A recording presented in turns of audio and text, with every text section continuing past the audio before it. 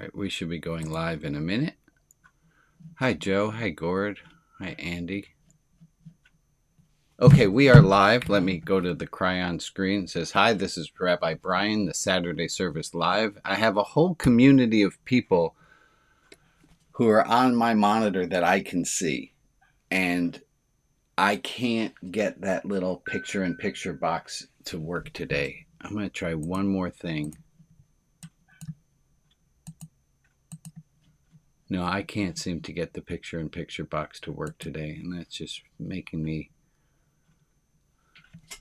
a little bit frustrated. But that's a good place to start, because I wanted to do a little bit of a reading today from, hey, how many people get to do a reading from their very own gospel? So, pretty exciting. I want to do a little bit of reading from, it's a chapter 1, which is called the Epistles, because there are a bunch of letters in it. And please hold 1 second. I looked up exactly where I wanted to read.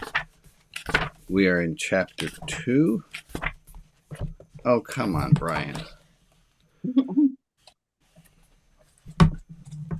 It was right before the giant star. Well, this is some great entertainment.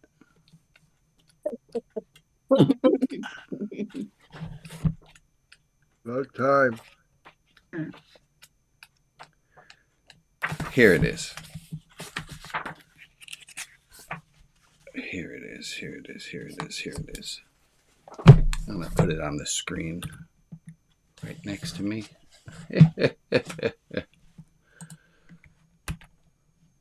There we go. Oh, thanks.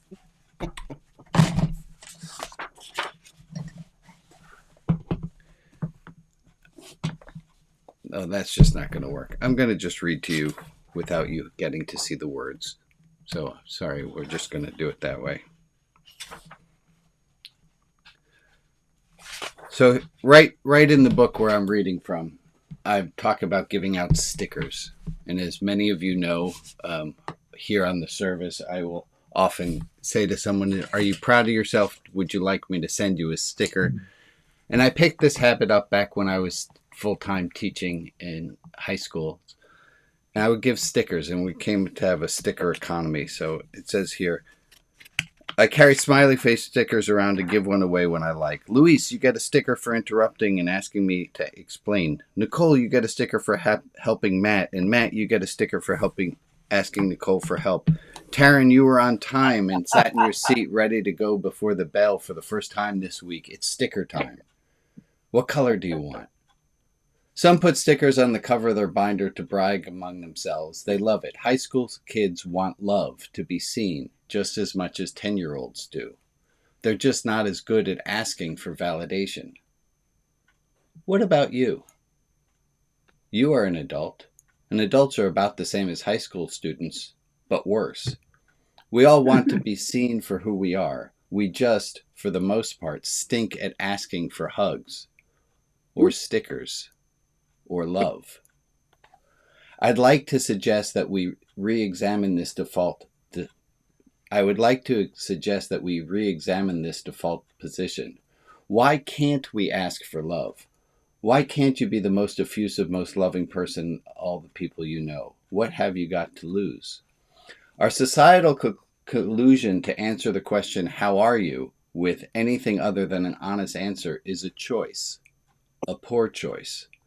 I am fine is efficient, but it cuts us off from getting a chance to connect, to be seen, and to see one another. We need not cut ourselves off from our humanity, from others, from ourselves. Why say fine when you are afraid, bothered, calm, delighted, excited, frustrated? Little note, these are going alphabetical. Grateful, G. Hopeful, hopeless, irate, joyous, kind, lamenting, mad, numb, offended, panicked, quizzical, rushing, sad, tired, under the weather, vexed, worried, extraordinary, yielding, or zealous. When we're asked how we are, we can choose to answer and allow ourselves to be seen. When we ask another how they are, we can choose to listen and to see them. However, being open and honest is considered inefficient when compared with being transactional. It's quicker to be transactional, and our culture prioritizes speed. Being real, on the other hand, is countercultural and vitally important if we want to live a more loving, less hostile world. I'm going to stop there. That being said, I think you might intuit the question I'm about to ask. How are you? And down. You're down, Rita? Is that what you said? No, I said up and down. Up and down. Thank you for that. Thank you for the honest answer. I don't have the ability today to do a picture-in-picture, so you're all going to have to just picture Rita if you can't see her on the screen. Someone else, how are you doing today? I'm happy. I have a new sewing machine. Yes, it's crazy, but that's okay. And I got a hug from my ex-auto mechanic. Now, what more can I ask for? Oh my goodness. We're not going to give you any ideas, Meg. If that makes you happy, good. Dan, how are you doing today? Well, I told my boss about 3 days ago that I was at the end of my rope. It's a combination, I think, of too many priorities with work, too many priorities with church, and not having had a vacation other than one long weekend driving trip since before the pandemic, and Oh my. it's a little difficult. So, but there are good times too. We celebrated my birthday this week, and we went out. You don't need to cover up the struggle with the good times too. You can just be having a hard time.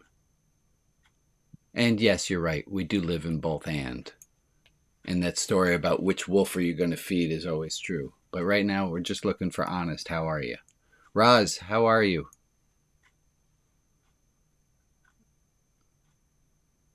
Roz, you are on mute. You're muted.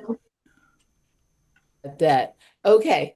I am happy to see all of your lovely faces and to be part of this community. I had a rough week. My husband wasn't feeling well. Many nights, hardly any sleep, but I got 7 hours of good sleep yesterday, and I'm ready to go. Good. Again, I'm so glad to hear. I also want us to notice how we tend to, we have the whole honest part, and we have this compulsion, as Dan and Roz did, and to cover it with the happy stuff at the end. Nothing wrong with it. Just want us to notice it and see if we're making conscious choices. Go ahead, Ron. Okay, I'll start with happy stuff up front. I get to go. We're going up to see my sister to do a early Christmas and the down is we're leaving 2 hours earlier than I thought, so I'm gonna bail right after this. Love you all. Bye. Bye, Ron. Thank you. See you, Ron. So, And I posted a couple of poems in the chat. Jeff said he would be glad to take up the running the poetry room. Oh, Ron's gone already. Okay, so I want to tell you, I had a very hard week last week. I don't know what it was, but Monday I was in a rough space, just a rough space. Tuesday morning I woke up.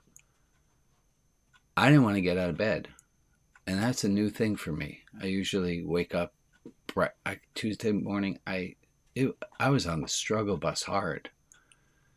And by 11 o'clock when I had a group to talk to, I was still having a hard time. And the group asked me how I am, and I said I'm having a hard time. And I love what happened next. What happened next was members of the group said, and of course I have more than one member of the group, because of the group I run, who have red noses just within arm's reach off screen. And 2 members of the group put on the red noses. And I said, and it's going to get us to what we want to talk about today, a little bit about boundaries and maintaining our own personal boundary. I said, while I appreciate the effort and the intent behind trying to cheer me up, I don't want to be cheered up. I just want to be heard. Mm-hmm. I've practiced being able to say that so that I could say it live when it was happening. And the group talked, and we talked for a little while, and one of the members of the group said a little bit later, they said, I got it. I just got it. If we're talking about loving people, what I did, putting on the red nose, was the R. And I never did the S. I jumped straight to the end. Now, there are going to be some people who haven't seen these letters before and think, well, that's fascinating, but what the heck is the rabbi talking about here? What am I talking about here? I know the answer to that, but I'd love for somebody who's a little shakier on learning it to come forward and tell us, what does this mean when someone says, I went straight for the R and I skipped over the S? I didn't see you. I didn't accept you. And didn't understand where you came from. I didn't see you. I didn't accept you. And I didn't understand you. And I went straight to the response. Thank you, Harold. I think we all do this. We all do this from time to time. And I loved the learning that came out of that interaction. And it's amazing, more than put on a smile and happy face. Yeah. Amazing how much more healing being seen is. Being seen for where we are. I'm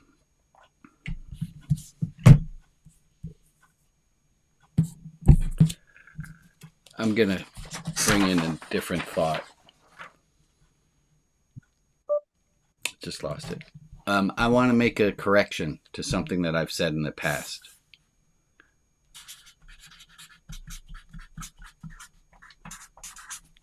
In the past, you have heard me say, and I was wrong,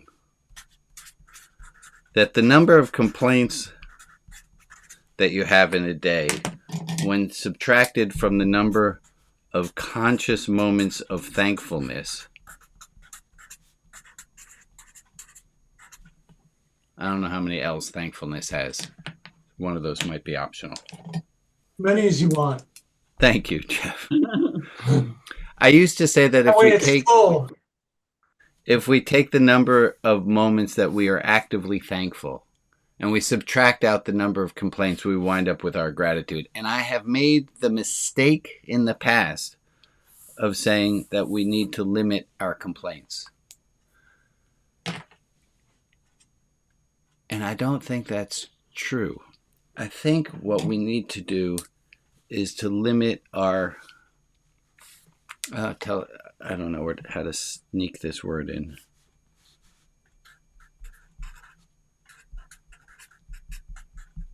Recreational. Here's what I want to change is I don't think it's a bad thing to complain. But recreational complaining, we can limit. When you're having a hard time, that's the whole point. When you're having a whole hard time, you want to be seen, accepted, understood. But if you don't tell people you're having a hard time, I don't think me telling people I'm having a hard time is a complaint. I think it's just being honest.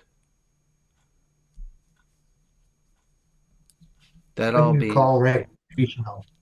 Say it again, Harold. What do you call recreational? Yeah. So what do I call recreational? So my beloved Jane,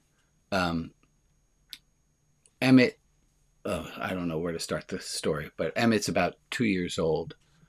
Emmett is 2 years old when this happens. And he banged he tripped over the dog and he banged his front tooth, and there's no pain involved, but I promise you're going to wince when you hear it. and he banged his front tooth just perfectly enough that it went back in the hole that it came from, which is an amazing thing. And we went to the pediatric orthopedist specialist who told Emmett that day, you're not allowed to have your binky anymore. And Emmett loved his binky, but if he had a binky, the chances of the tooth dropping itself back down, which it eventually did, would stop. So we had to tell Emmett, hey, buddy, you can't have your binky anymore, Dr. P said. And Emmett had the most pure reaction to grief I've ever seen. He put his hand and he just started to cry. And he started to cry, and he started to cry. And then when he was done crying, that was it. He mourned exactly perfectly. And at that moment in the card, Jane said to herself, if I'm asking my 2-year-old son to give up his favorite thing, I'm going to give up sugar. And she said, I'm not giving up all sugar. There's sugar in carrots. There's sugar in everything. But I'm going to give up recreational sugar. Candies, cakes, recreational sugar. So when I talk about giving up recreational complaining, that's what I mean by the word recreational. Harold, does that definition suffice at all? We need to parse it out a little bit more. I need to think about it. Brian, may I say Hugh, something? Hey, say even more, Hugh. And well, I thought you were going to put in a different word.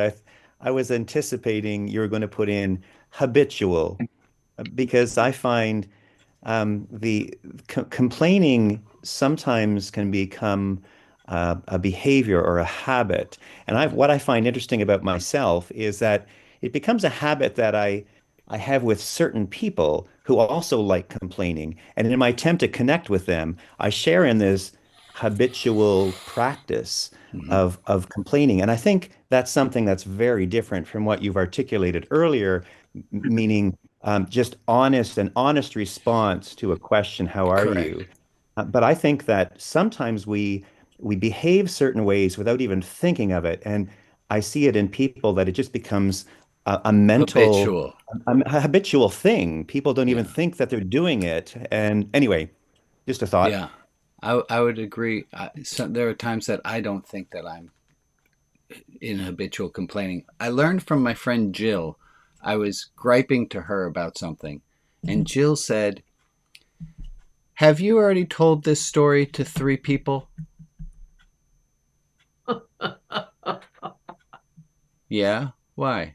Well, if you've already told it to 3 people, I don't want to hear it. Jill's a ninja. Can you imagine saying that? Wow. Can you imagine wanting to say that? Yeah. Okay. I just want to make sure.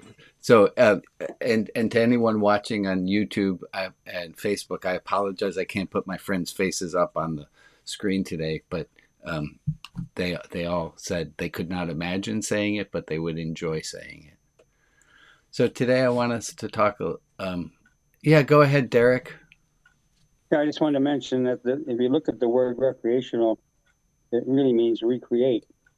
So recreate means doing it over and over again. Recreational.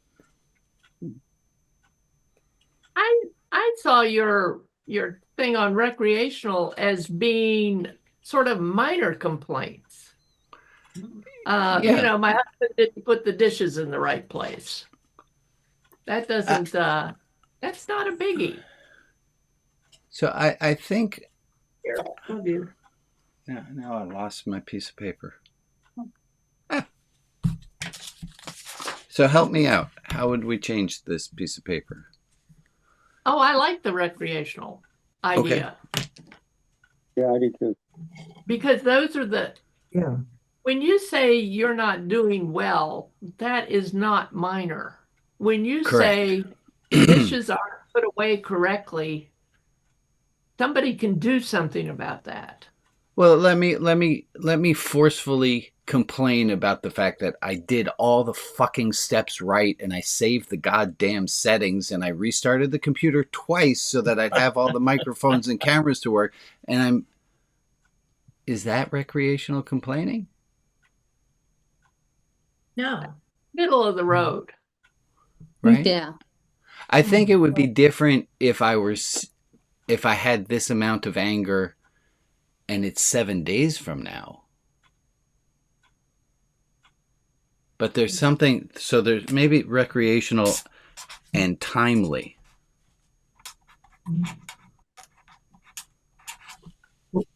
What How are about you? using? Go ahead, Harold. What about using is it the right person, the right time, the right amount Good argument for a complaint? Are we complaining to the right person? Are we complaining at the right time? Are we complaining in the right amount? And are we complaining for the right reason? I think that Most of the time, that feels fair. most of the time complaints are aimed at another person, their behavior in some fashion. And I think that that little anagram fits on complaining. We can use this was based on something that Aristotle had said about anger, but it does work for most emotions. Let's take comments from Alex, Jeff, and then John.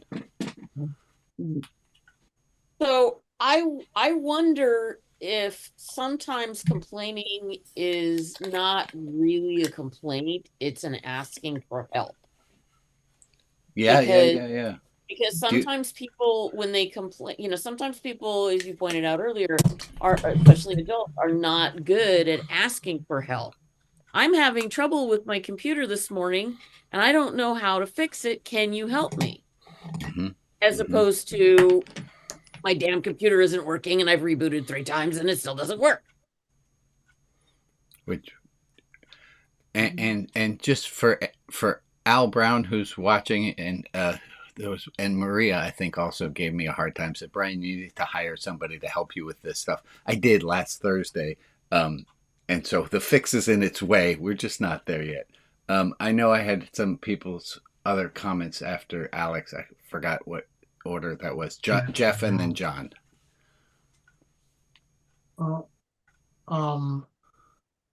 If you complain about the same thing over and over, then it's habitual. Correct. So we're trying not to do. No matter how many people you complain to, I think that whole thing of you told this to 3 other people before is a wonderful expression. And there are people who complain because they want to be seen, and they Correct. believe the only reason they can be seen is if they complain about something. That's So it's almost a negative way to be seen. Yeah. We're wired for empathy. Somebody who's having a hard time, we naturally want to be close to them. Go ahead, John. Thank you, Jeff. There are certain things that I would identify as pet peeves. Those are habitual or recreational. The most recent example was I caught the end of a football game on TV last night, the college one between on the blue turf. And so they're interviewing the coach, and the first words out of the coach's mouth were, "I want to thank my Lord and Savior Jesus Christ." I immediately switched to another channel. That drives me bonkers when I hear that stuff. Like Jesus really cares about who wins the goddamn football game? Sorry, it doesn't work. Yeah. Go ahead, Joe. Thank you, John. Can you hear me? Yes. Yeah. Okay. I thank you. So with my circumstances and having lost Ken just October 27th, this is a very clear and poignant space for me to speak about because I don't have capacity for things that are small because my life is, you know how you always say, May you have many problems. Yeah, I have one. And that one has a tangent of a million octopus legs and Tentacles. things. Yeah. And so it just happened this morning. Like this, I was trying to get this off a hanger and it stuck. And in other times when I didn't have such a gigantic, real, difficult situation, that I would have probably said, "Oh, you stupid hanger," or "You dumb sweatshirt," or I would have just gone. Well, this morning I said, "Oh, I'm so sorry, sweatshirt. You must be hung up somewhere on the hanger." And so me and the sweatshirt had a dialogue, and I got the sweatshirt kindly off the hanger, then put it on me. That to me is kind of what I think I hear you trying to talk about, is that who gives a shit how my sweatshirt comes off my hanger? Yeah. But I probably might find that irritating if everything else in my life was all lined up. Right. But everything else in my life is so not lined up that my situation forces me to look at the seeds of what really matters, because that's all I have capacity to do in any one day. Thank you, Joe. And I like the sweatshirt. Thank you. It's a story worth retelling. So, Joe, thank you for bringing that in. There's a story of two rabbis, and the one rabbi says to the other, "Would you give me a blessing?" And the second rabbi says, "May you have many problems." What kind of blessing is that? May I have many problems. Well, when you have many problems, it's that the dishwasher's not working. It's that the sweatshirt got stuck on a hanger. It's that the camera with the picture within pictures not working today. When you have many problems, that's a good thing. Because when you have a problem, my beloved Ken just died. My child is sick. When you have a problem, that eclipses all the many problems. So the blessing is, may you have many problems. Be careful how you say it, like who you say that to and the timing in which you say that to somebody. It's a good story not during the tsunami. I want to do one more thing, and then we're going to go to my friend Lori. So there's a phrase that we've used often from Robert Frost that says, "The only way out is through."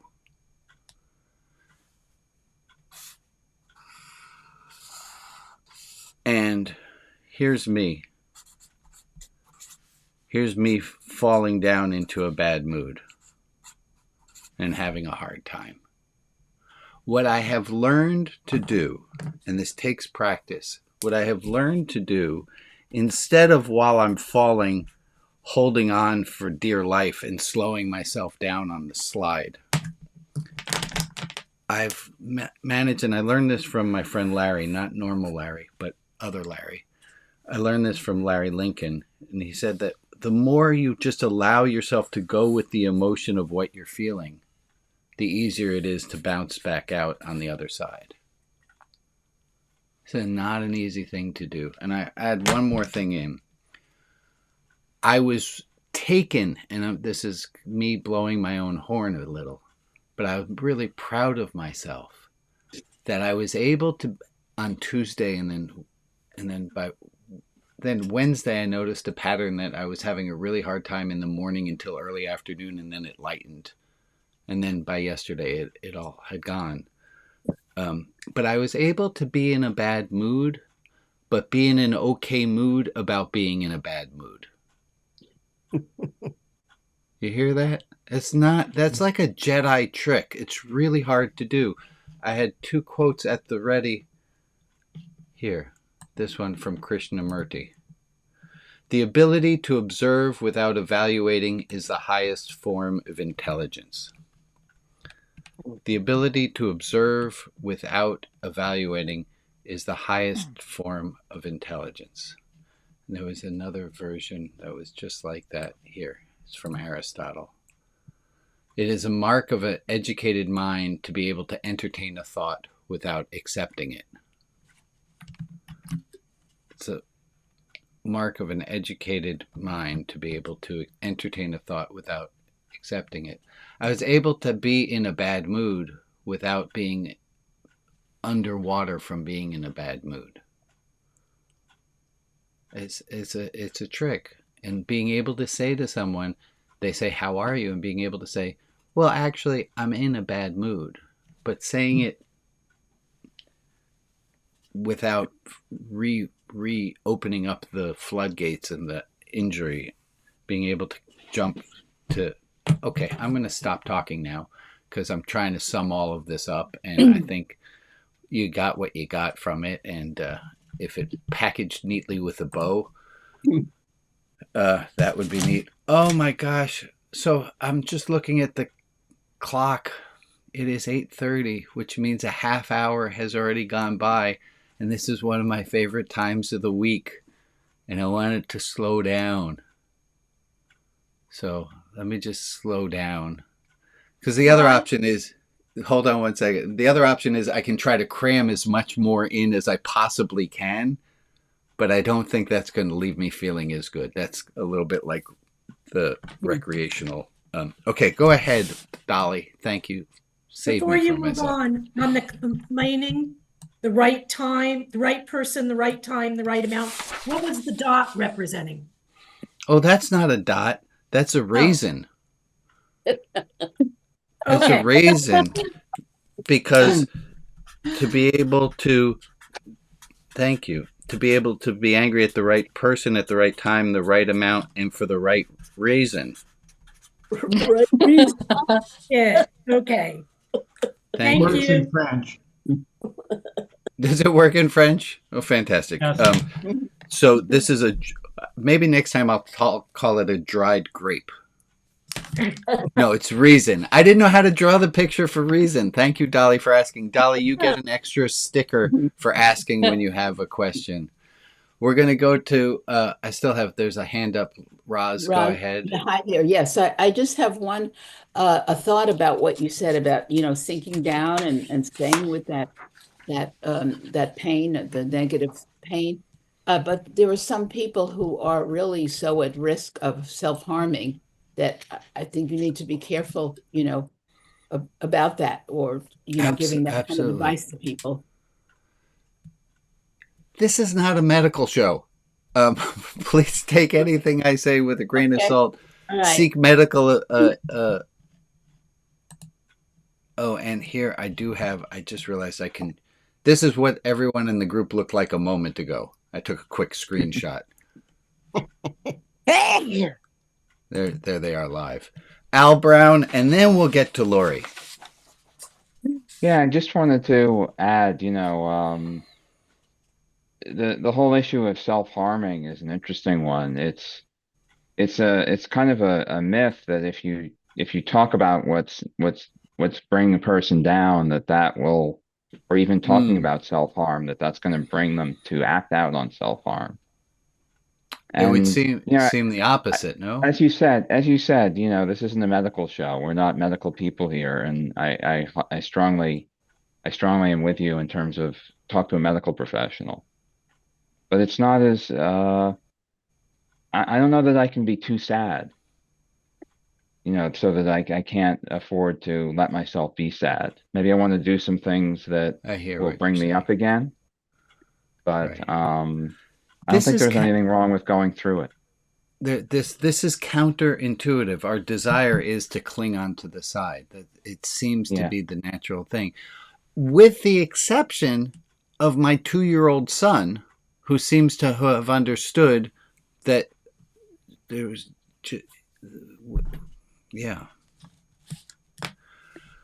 Okay, let me take a breath of air, a conscious one. And ask our dear intern, Lori, who I can't get her picture on the screen, so I will just do a quick little sketch. Oh, no.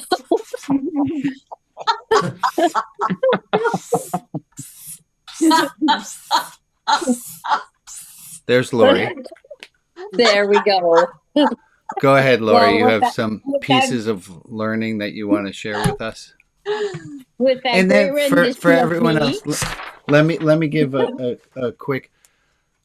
Folks, there's a wisdom that we're always learning, and we have a better chance of learning it if we're looking for it.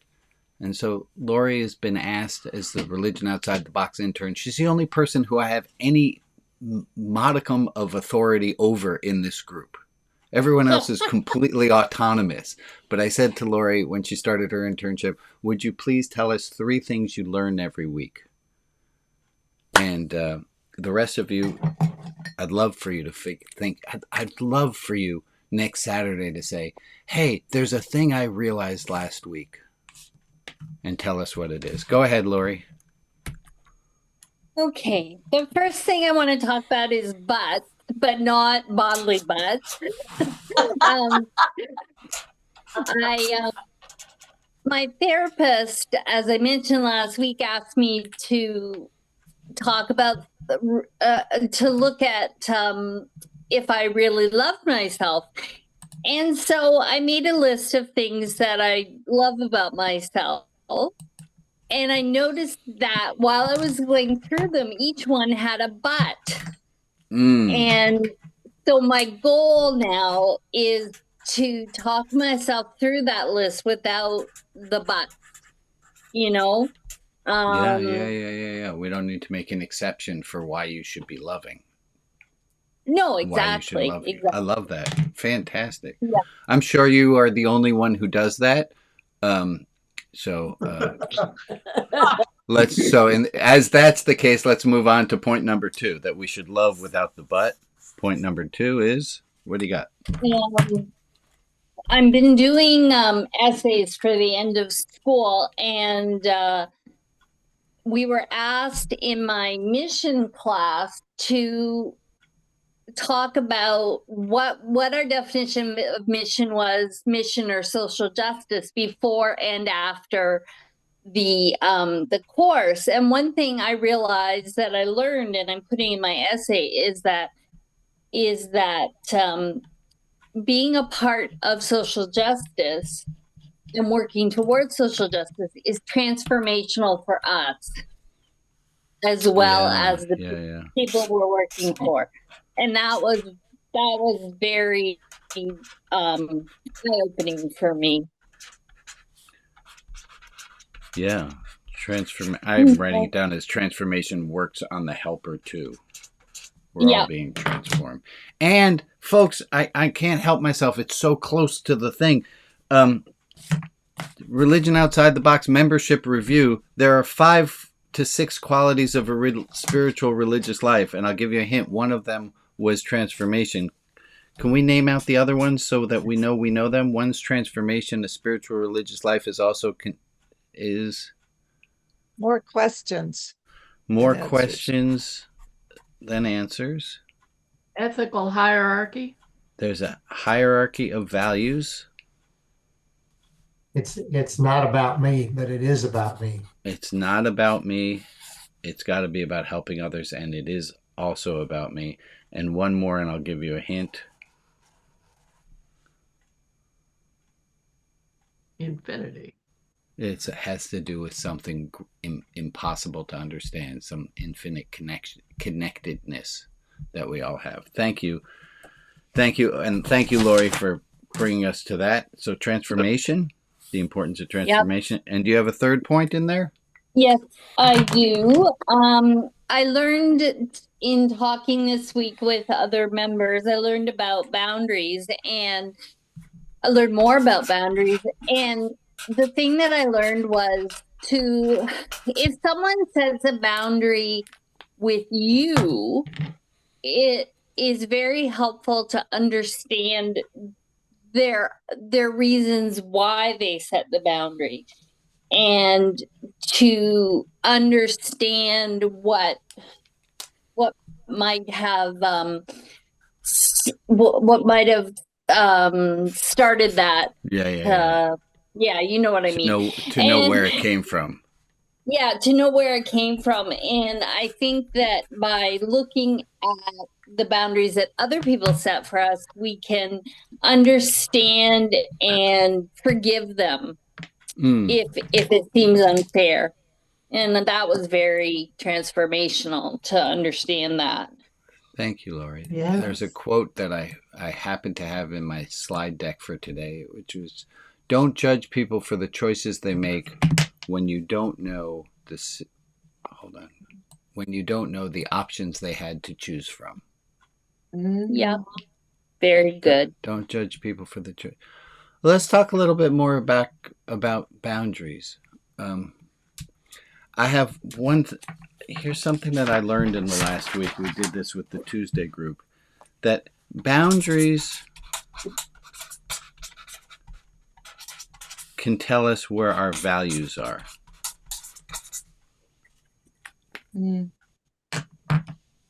When our values are threatened or our values are being possibly undermined, that's where we need to set a boundary. Here's a quote about boundaries. "Empathy without boundaries is self-destruction. Unconditional love doesn't mean unconditional tolerance." Y'all get that? Unconditional love doesn't mean unconditional tolerance.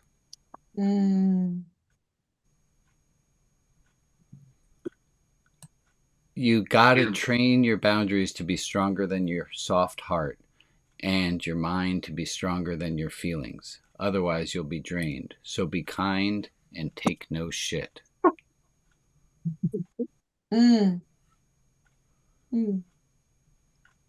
Anyone, I'm going to assume you can just keep your hands down, but anyone enjoy setting boundaries?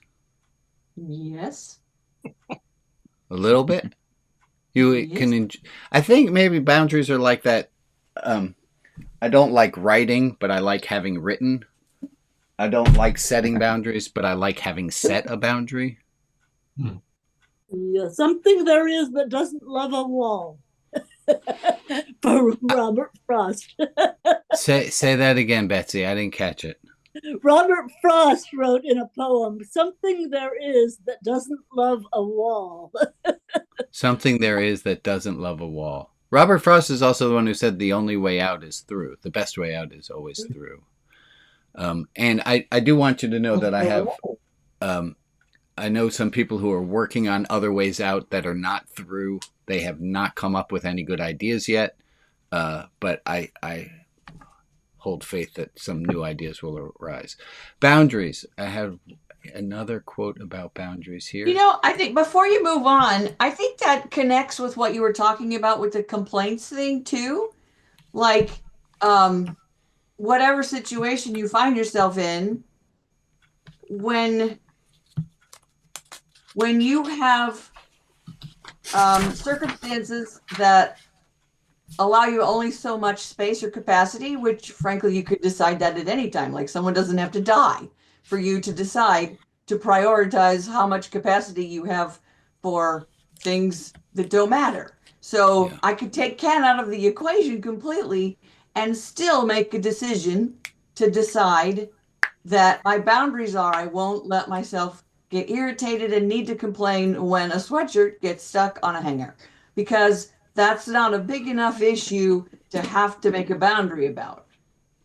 And there are times we have all, like the t-shirt on the sweater on a hanger.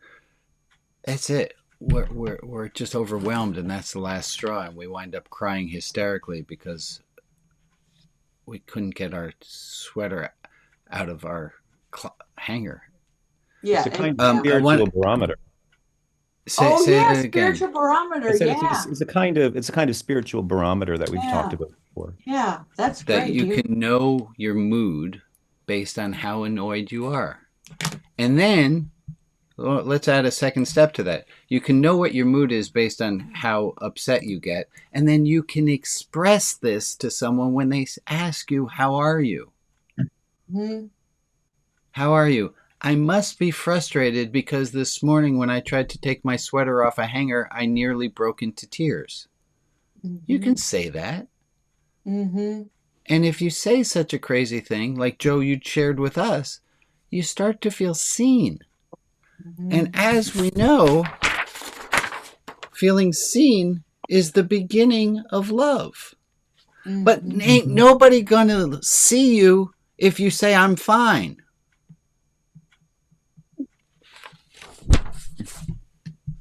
I'm gonna add in a thought that's related to what we were talking about, and I've not shared this before. I just learned about it. It's a Stoic idea. It might be amor fati, it might be ama fati. Either which way. And I apologize. If somebody can correct my Latin, I sure would appreciate it. But ama is love. Fat is the same as fate.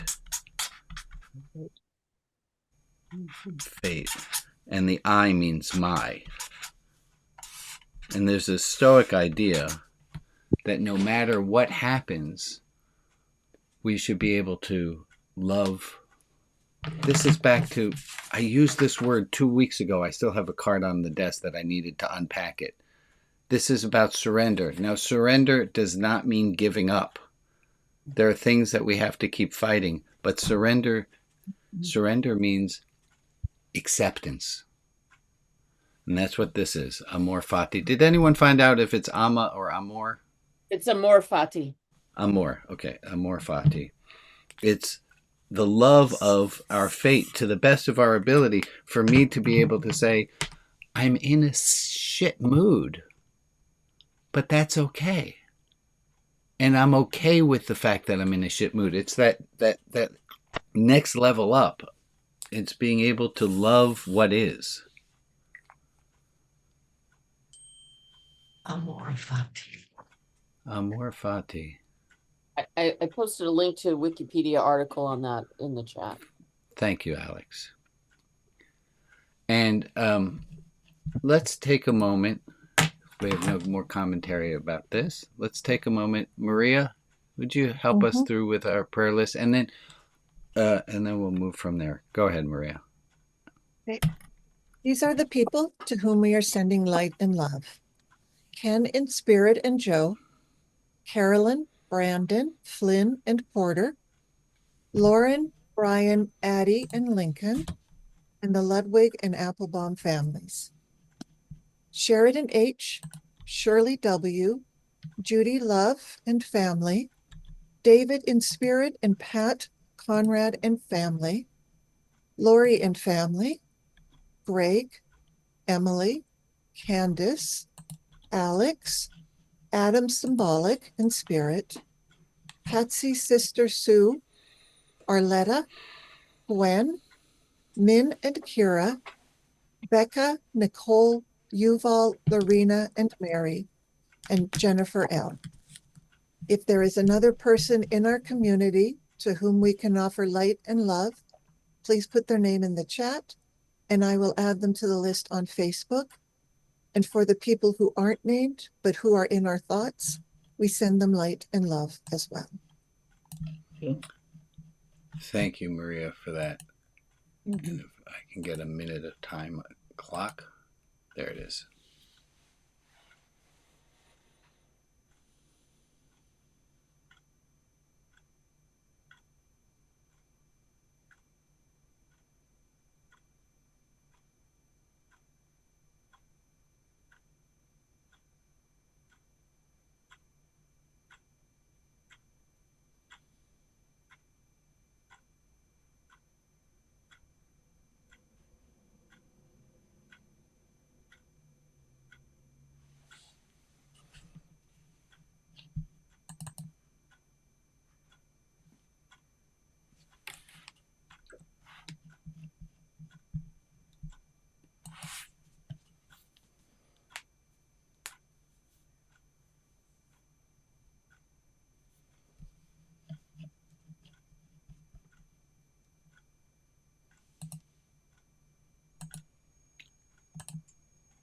Thank you all. want to try a poem that I hope I can get large enough on the screen. And I'm going to ask different people to read. This is a poem by Yuli Kate, words by Yuli Kate Poetry. And it's going to go like this. Instead of saying, I know what it feels like, let's say, I cannot imagine your heartbreak. Can I ask somebody to say the next sentence? Instead of saying you're strong, you'll get through this, let's say you'll hurt and I'll be there. Be here. Thank you, Meg. Let's try another person. Instead of saying you look like you're doing well, let's say, how are you holding up today? Thank you, Holly. Let's have another person. Instead of saying healing takes time, let's say healing has no timeline. Thank you, Betsy. You got another one? Go ahead, Rita. Instead of saying everything happens for a reason, let's say this must feel so terribly senseless right now. And the last one. Go ahead, And Sarah. when there are no words to say at all, you don't need to try and find some. Love speaks in silence too.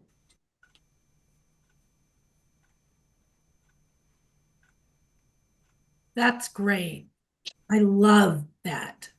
I like that. Because it gives us the tools to be able to help someone instead of putting on the red nose. Right. Will you post that? No. Okay. Thank you. You're welcome. I decided it's time for me to have boundaries, arbitrary boundaries, but boundaries. Yes, I will post that. It's beautiful. I don't know. Somebody posted this to the Religion Outside the Box web Facebook page, and I didn't know that there was an ability to post things there anonymously. So I don't know what anonymous member posted that 4 hours ago.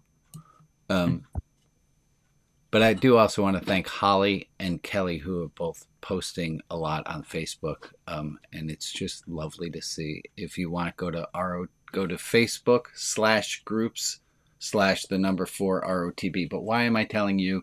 Because you're the people who are already here. You already found that page. So I'd like to take that back. Which one of these sentences are you going to memorize and take with you?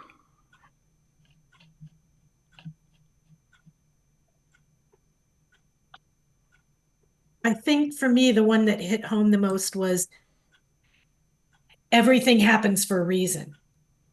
Yeah. This must feel so terribly senseless. That's such a difference because we say everything happens for a reason for lack of anything else to say. Right. And when there are no words to say at all, we don't need to try and find some. Love speaks in silences too. I was thinking about the red nose, but I was also thinking about the proverbial red cape that we often put on, trying to save somebody. There's the great three phrase is, do you want help? Do you want a hug?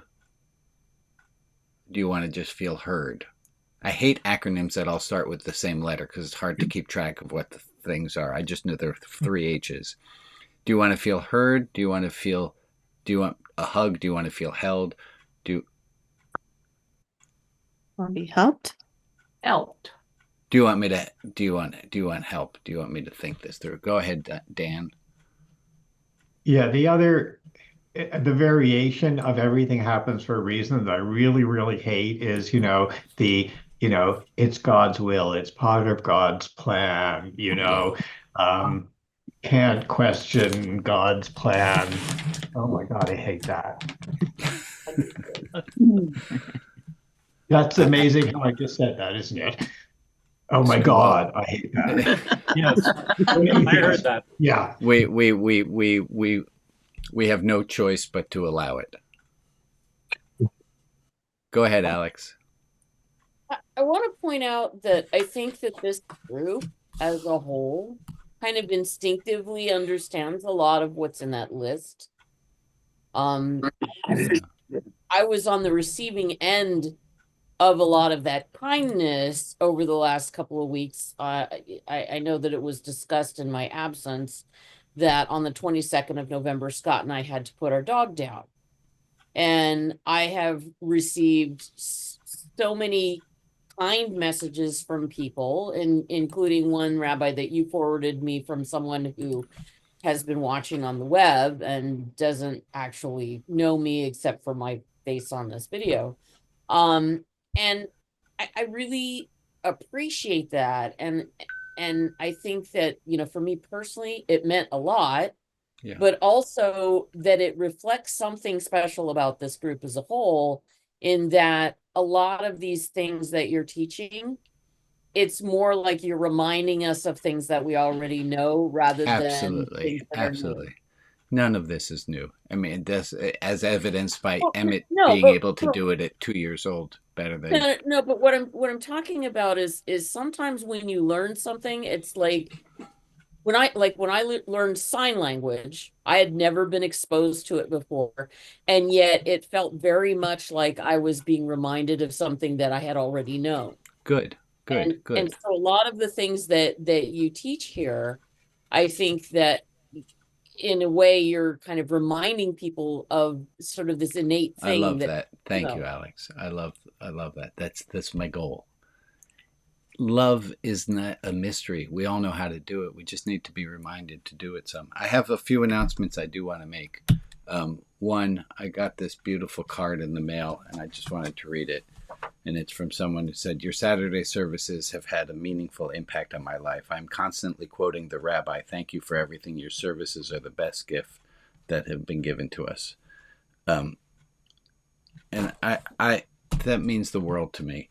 That being said, if you find this work meaningful, and you don't already make a monthly contribution to help support this work, it's the end of year, it's fundraising season, please do. That's how this works. I mean, I and people who are able to give more than a minimum amount, who are able to give for those who don't have the abilities to give, that too is appreciated very much. Another announcement. Can you read this card? It's okay not to be okay. That was me last week. Being okay with not being okay. It's okay to not be okay. And then okay not to what? It's okay to not to know why things aren't okay. I have a whole bunch of foldouts now. It's okay to be annoyed. It's okay to be annoyed. It's not okay to be a jerk. And then this one folds out of the way this way.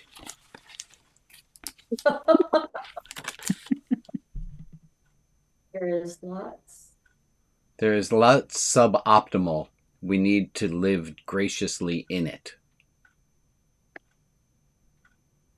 There's lots that's suboptimal. We need to learn to live graciously in it. And I think that's where my origami ends.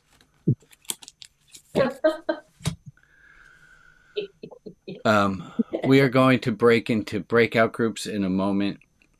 Just take one more moment to look at all the people on the screen, would you? Look at the people on the screen and know that there are people like the people on the screen all over the place. Everyone with whom you interact, they could be someone like one of the people on the screen. Well, of course, if you're watching on Facebook or watching on, and you only see this face, I'm talking about all the people who are here. The voices, take their voices with you. Take the voices of compassion and desire to be loving without fixing. Take all these people with you.